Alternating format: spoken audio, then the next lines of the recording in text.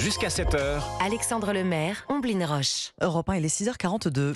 Le dernier bulletin de santé du bâtiment. Ce matin sur Europe 1, on vous dévoile en exclusivité les chiffres de la CAPEB, la Confédération de l'artisanat et des petites entreprises du bâtiment. Votre invité Alexandre Lemaire, c'est Jean-Christophe Repon, le président de la CAPEB. Bonjour Jean-Christophe Repon.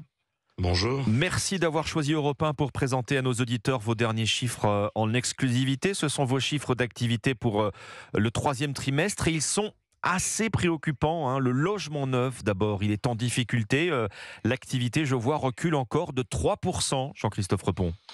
Oui, ils sont préoccupants aussi. Entendez notamment sur le neuf, le recul que l'on connaît depuis 2 trimestres est logique et attendu puisque les décisions qui ont été prises sur la suppression des lois Pinel fait que je pense que le neuf devra réinventer un modèle économique pour que l'accès au logement soit permis. Mais ce qui nous inquiète le plus, nous, pour l'entreprise artisanale que je représente, les 61 000 artisans que je représente, c'est l'activité, bien sûr, de l'entretien-rénovation, c'est-à-dire les travaux courants qui restent toujours à tonnes, à 0%. Et ce qui nous inquiète encore plus et qui n'est pas très favorable dans cette période-là, c'est surtout l'activité de la performance énergétique. Vous savez, toute l'ambition de la France de décarboner et d'y arriver. Et là, on a un recul malgré les annonces du gouvernement sur les évolutions de MaPrimeRénov', de toute la partie performance énergétique. On a un recul de 0,5. Et ça, c'est très préoccupant. Vous nous dites ce matin sur Europe 1 que la construction recule, que l'entretien-rénovation stagne lui aussi. Pourtant, les propriétaires qui nous écoutent le savent. Ils ont le tic-tac dans la tête du calendrier de la rénovation énergétique. C'est un énorme chantier tout de même qui s'ouvre pour les entreprises du bâtiment.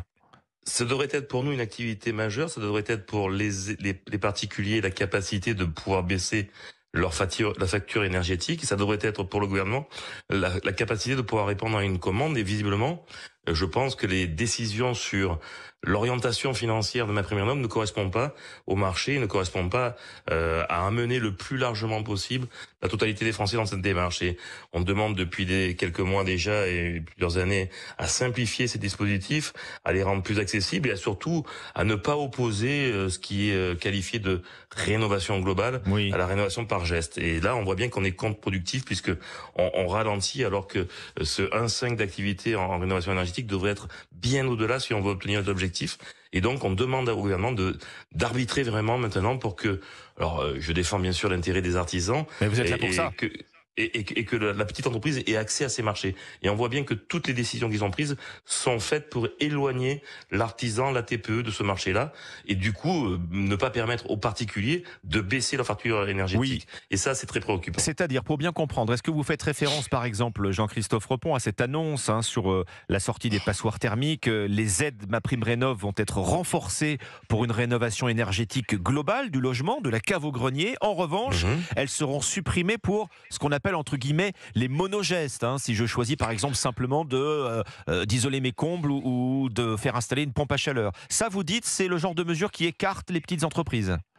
Qui écarte les petites entreprises et qui écarte le particulier de la rénovation. C'est-à-dire que on sait très bien que, et c'est prouvé, et les études le prouvent, que c'est le monogeste qui lance une rénovation.